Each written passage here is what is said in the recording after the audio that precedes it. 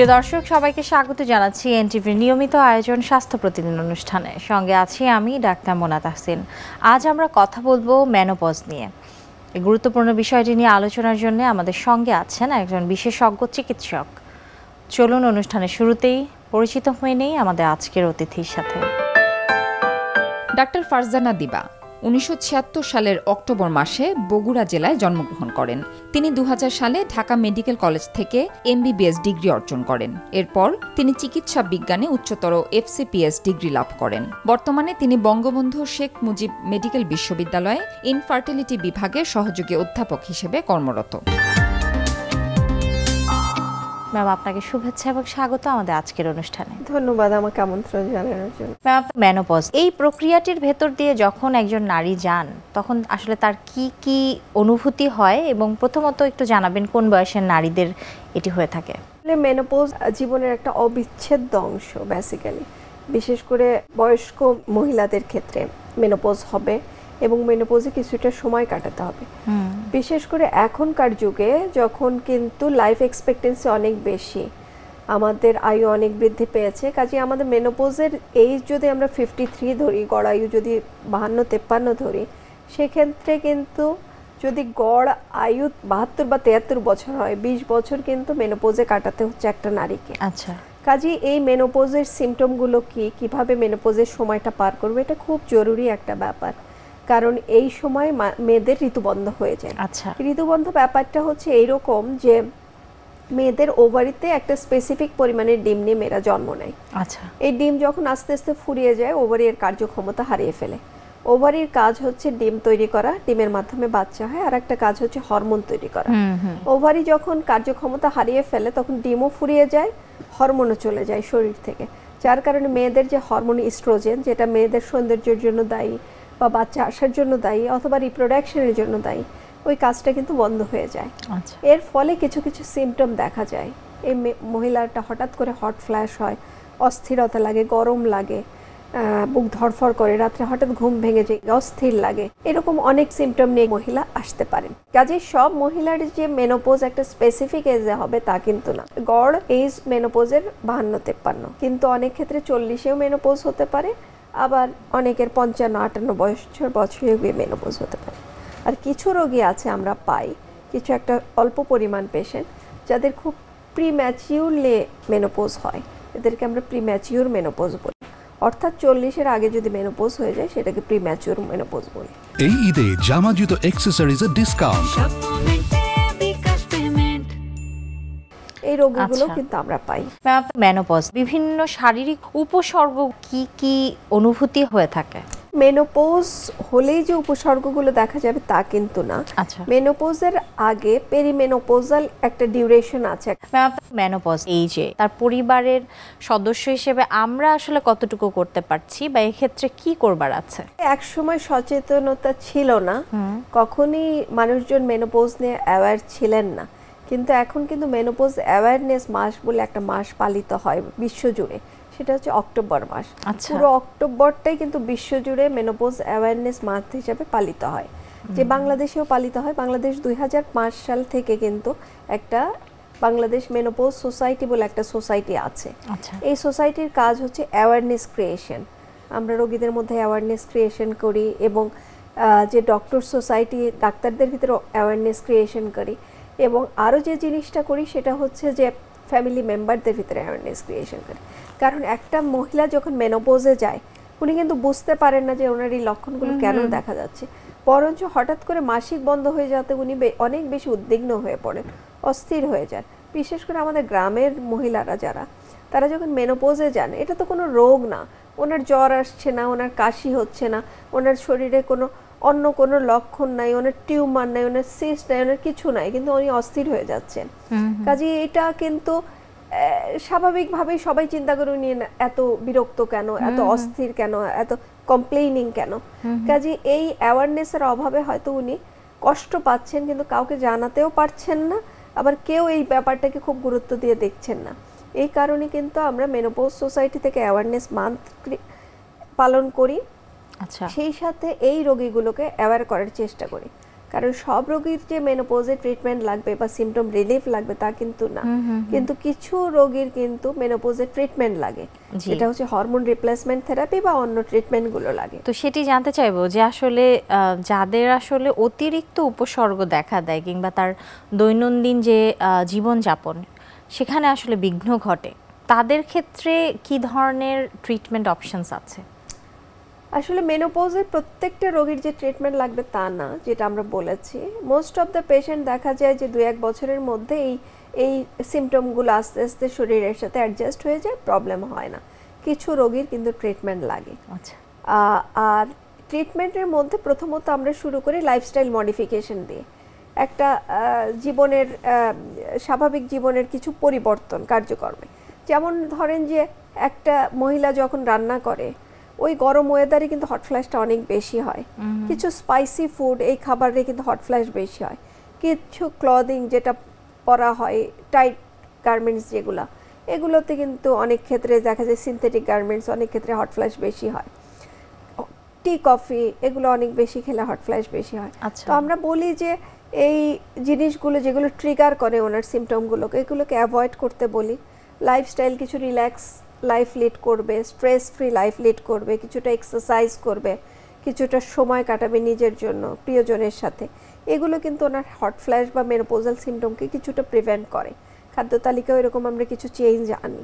আর যেটা হয় যে এগুলোতে যদি প্রবলেম সলভ না হয় সেই ক্ষেত্রে আমরা নন ফার্মাকোলজিক্যাল কিছু ট্রিটমেন্ট আছে, যেমন কিছু ইস্ট্রোজেন কন্টেইনিং ফুড যেগুলোতে ফাইটোস্ট্রোজেন থাকে, যেমন কিছুটা পেঁয়াজ থাকে, লেগিউমস, কিছু ডাল জাতীয় জিনিস, এগুলো কিন্তু আমরা বেশি খেতে বলি। ক্যালসিয়াম জাতীয় খাবারগুলো, ভিটামিন ডি যেগুলোতে থাকে এগুলো খাবারগুলো বেশি খেতে বলি, লিফি ভেজিটেবল বেশি খেতে বলি। এগুলোতে না হলে কিন্তু আমরা হরমোন রিপ্লেসমেন্ট থেরাপিতে যাই। তবে হরমোন রিপ্লেসমেন্ট মানে ইস্ট্রোজেন, আচ্ছা, ইস্ট্রোজেনের অভাব হয়, আমাদের ইস্ট্রোজেন দিতে হয়। তবে কিছু কিছু ক্ষেত্রে ইস্ট্রোজেনের সাথে প্রজেস্টেরন দিতে হয়, কারণ ইস্ট্রোজেনের কিছু সাইড ইফেক্ট আছে, এই সাইড ইফেক্টটাকে আমরা অ্যাভয়েড করার জন্য প্রজেস্টেরন জাতীয় ওষুধ ইউজ করি। আর রিসেন্টলি কিছু আরেকটা নতুন হরমোন অ্যাড করা হয়েছে মানে ওয়ার্ল্ড মেনোপজ সোসাইটি থেকে, সেটা হচ্ছে যে টেস্টোস্টেরন। এটাও ছেলেদের হালকা একটু ছেলেদের হরমোন, অনেক ক্ষেত্রে মেনোপজ হরমোন রিপ্লেসমেন্ট থেরাপির ক্ষেত্রে ইউজ করা হয়। এই ঈদে জামা জুতো অ্যাক্সেসরিজের ডিসকাউন্ট। যাদের প্রয়োজন বা ইন্ডিকেশন থাকলে সেক্ষেত্রে অবশ্যই হরমোনাল রিপ্লেসমেন্ট থেরাপি বা ইস্ট্রোজেন বা প্রয়োজনে প্রজেস্টেরন, এখন টেস্টোস্টেরনের ব্যবহার আপনি বলছিলেন অনেকাংশে, তো এটির ক্যান্ডিডেট কারা বা কাদের প্রয়োজন হয় এবং এটি নিলে কোনো অসুবিধা হতে পারে কিনা? হরমোন রিপ্লেসমেন্ট থেরাপির ক্ষেত্রে কিন্তু অনেক বেশি সাবধানতা অবলম্বন করি আমরা যারা চিকিৎসকরা হরমোন রিপ্লেসমেন্ট থেরাপি দেই, কারণ হরমোন রিপ্লেসমেন্ট থেরাপির যেমন ভালো দিক আছে কিছু খারাপ দিক আছে। আপনাকে আগেই বলেছি আমি যে হরমোন রিপ্লেসমেন্ট কিন্তু সবার লাগে না, কিছু রোগী শুধুমাত্র একটু সময় অপেক্ষা করলে, একটু লাইফস্টাইল চেঞ্জ করলে, অথবা যেটা বলেছে যে কিছু ক্যালসিয়াম জাতীয় খাবার, কিছু লিফি ভেজিটেবল, কিছু এক্সারসাইজের মাধ্যমে কিন্তু হরমোন মানে ওই প্রবলেমগুলো সলভ হয়ে যায়, কিছুই লাগে না। আর যেগুলো বলেছি যে কিছু নন হরমোনাল মেডিকেশন আছে এগুলো দিয়েও লাভ হয়, কিন্তু কিছু রোগীর ক্ষেত্রে হরমোন রিপ্লেসমেন্ট থেরাপি লাগে, তাদের ক্ষেত্রে আমাদের চিন্তা করতে হয়। যেমন যেসব রোগীর ব্রেস্ট ক্যান্সার আছে অথবা ইস্ট্রোজেন ডিপেন্ডেন্ট ক্যান্সার, জরায়ুতে ক্যান্সার ছিল বা ফ্যামিলি হিস্ট্রি আছে ব্রেস্ট ক্যান্সারের, তাদের ক্ষেত্রে কিন্তু হরমোন রিপ্লেসমেন্ট থেরাপি আমরা দিতে পারি না। খুব বেশি হাইপার টেনশন, আনকন্ট্রোল প্রেশার অথবা ডায়াবেটিস আছে, তাদের ক্ষেত্রেও কিন্তু হরমোন রিপ্লেসমেন্ট থেরাপির ক্ষেত্রে আমরা একটু চিন্তা করি।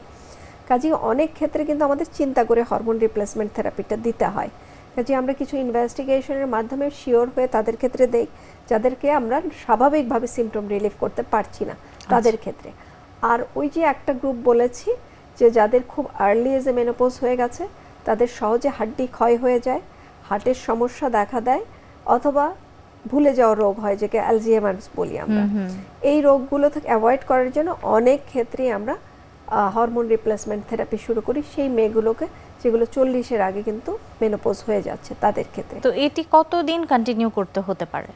সাধারণত ডিপেন্ড করে যে কতদিনে পেশেন্ট সিমটম রিলিফ হলো। আচ্ছা, সিমটম রিলিফ হলে আমরা বন্ধ করে দিই। আর যাদের খুব আর্লি মেনোপজ হয় তাদের ন্যাচারাল এজ অফ মেনোপজ পর্যন্ত সাধারণত আমরা চালাই যদি কোনো সমস্যা না হয়। সাধারণ এইজ অফ মেনোপজ মানে আমরা বলেছি যে বাংলাদেশের প্রেক্ষিতে অথবা বিশ্বের ইয়াতে যদি চিন্তা করি সেক্ষেত্রে 52 থেকে 53 বছর পর্যন্ত আমরা চালাই। আচ্ছা, তো আপনার কি মনে হয় যে এই যে আমরা আজকে কথা বলছি মেনোপজ নিয়ে, এটি সম্পর্কে আমরা আসলে খুব একটা চর্চা করি না বা কথা বলি না এই বিষয়টি নিয়ে, এটি নিয়ে কথা বলা প্রয়োজন কিনা আপনার কি মনে হয়? অবশ্যই প্রয়োজন, বিশেষ করে একজন ফিজিশিয়ান হিসাবে অথবা একজন গাইনোকোলজিস্ট হিসাবে বলেন, আমি বলবো অবশ্যই প্রয়োজন। কারণ মেনোপজ শুধুমাত্র ফিমেল মেয়েদের রোগ তা কিন্তু না। মেনোপজ মানে মেয়েটার কিন্তু যদি প্রপারলি মেনোপজ ম্যানেজ না করা যায় সেক্ষেত্রে খুব অল্প বয়সে হার্টের সমস্যা হতে পারে, হাড্ডি ক্ষয় বা অস্টিওপোরোসিস হতে পারে। এই মেয়েটার কিন্তু অনেক ক্ষেত্রে দেখা যায় যে লাইফ এক্সপেক্টেন্সি কমে যায়, মানে যতদিন বাঁচার কথা সেটাও কিন্তু কমে আসে। কাজেই ইস্ট্রোজেন ডেফিসিয়েন্সিতে নর্মালি যে একটা খুব ইন্টারেস্টিং তথ্য হচ্ছে যে নর্মাল ছেলেদের মেয়েদের তুলনায় 3 গুণ বেশি হার্ট অ্যাটাক হয়, আচ্ছা, কার্ডিয়াক ডিজিজ হয়। আর মেনোপজের ক্ষেত্রে কিন্তু ব্যাপারটা দেখা যায় যদি প্রপারলি ট্রিট না হয় মেনোপজাল লেডির হার্ট অ্যাটাকের পরিমাণ কিন্তু ছেলেদের চেয়ে বেড়ে যায়, 3 গুণ বেড়ে যায় একেবারেই। ম্যাম, আমাদের অনুষ্ঠানের একটি নিয়মিত সেগমেন্ট হচ্ছে আমরা বিভিন্ন খাদ্যের পুষ্টি গুণাগুণ আমাদের দর্শকদের দেখিয়ে থাকি, সেটি এখন দেখিয়ে আসবো। মেনোপজ অথবা ঋতুবন্ধ। একটা মেয়ে যখন সারা জীবন তার ছেলে মেয়ে বাচ্চা হলো, সে সংসার করলো, তারপর দেখা গেল যে তার হঠাৎ করে তার যে মাসিকটা নিয়মিত হতো সে মাসিকটা আস্তে আস্তে কমে গিয়ে এবং অনেক দিন পরে পরে হলো তো হয়ে একেবারে বন্ধ হয়ে গেল। তো এই সময়কালটাকেই আমরা বলি ঋতুবন্ধ বা মেনোপজ। মেনোপজটাকে খুব একটা হেলাফেলা না করে এটাকে যথেষ্ট গুরুত্ব দিতে হবে। তবে এর জন্য কিন্তু পারিবারিক সহায়তারও একটা ব্যাপার আছে। এটা কিন্তু আসলে হরমোনের অভাবে হয়। মেয়েদের যে হরমোনটা আছে সেই হরমোনের যখন আস্তে আস্তে অভাব হয় এবং একেবারেই যখন থাকে না তখন কিন্তু তার এই পরিবর্তনটা ঘটে। এটা সে বুঝতে পারে না, কিন্তু তার আশপাশে যারা আছে তারা বোঝে। তবে এটা কিন্তু খুব সাময়িক, এটা যে একদম অনেক দিন ধরে স্থায়ী থাকে তা না। তো কাজেই এই সময়টাতে যদি স্বামী এবং ছেলেমেয়েরা তাকে একটুভাবে তার সহানুভূতি নিয়ে তাকে দেখে বা সহানুভূতি নিয়ে তার সাথে ব্যবহার করে তাহলে কিন্তু এটা আস্তে আস্তে কমে যায়।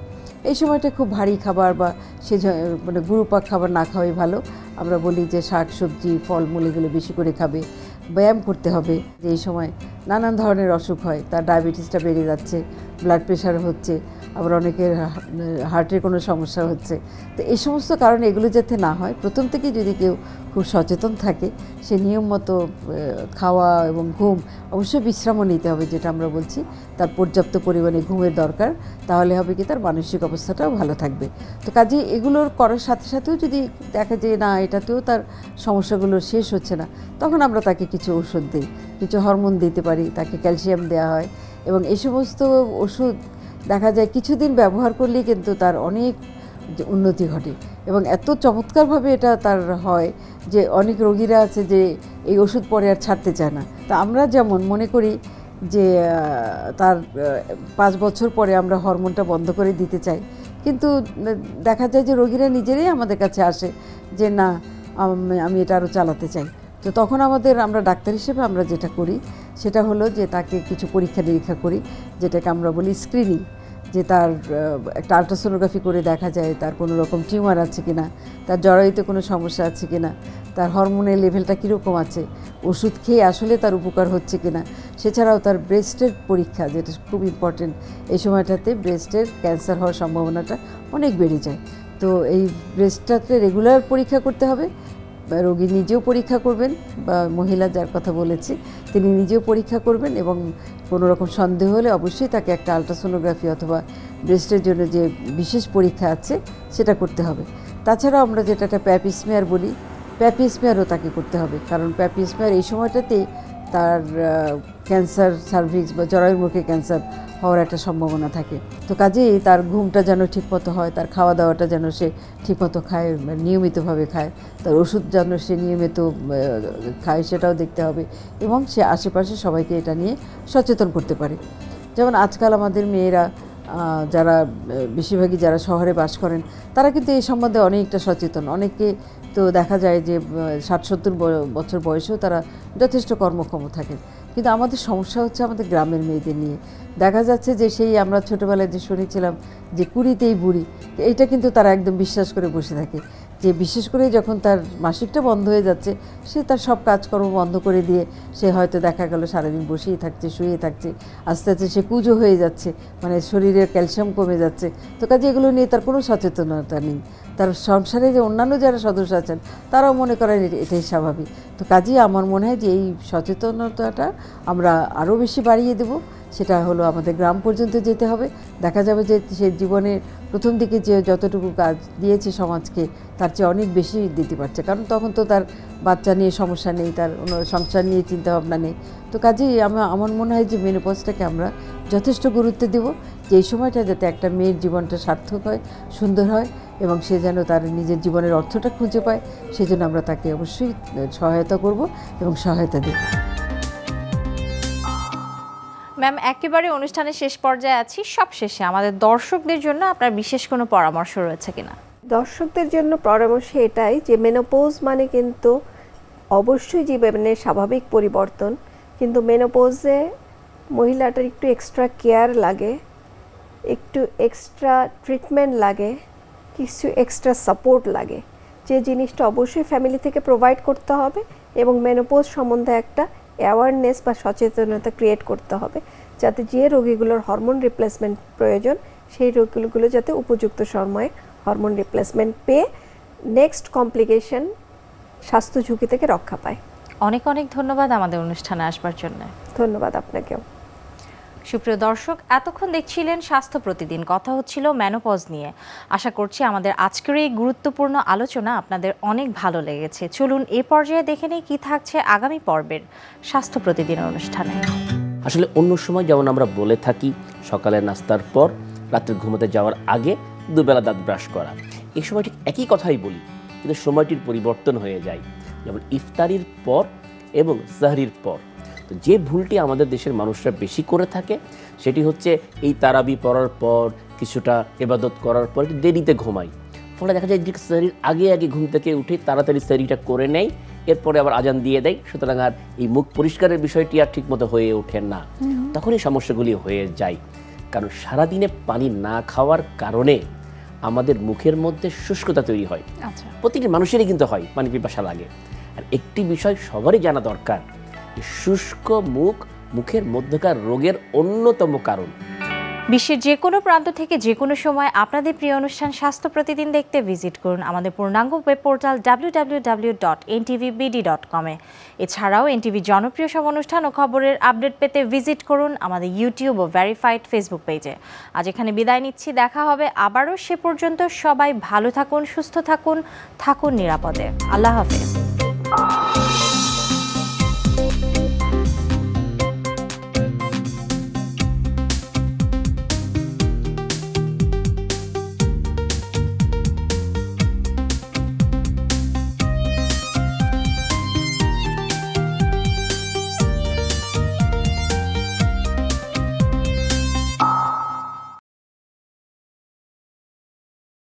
এই ঈদে জামা জুতো অ্যাক্সেসরিজের ডিসকাউন্ট।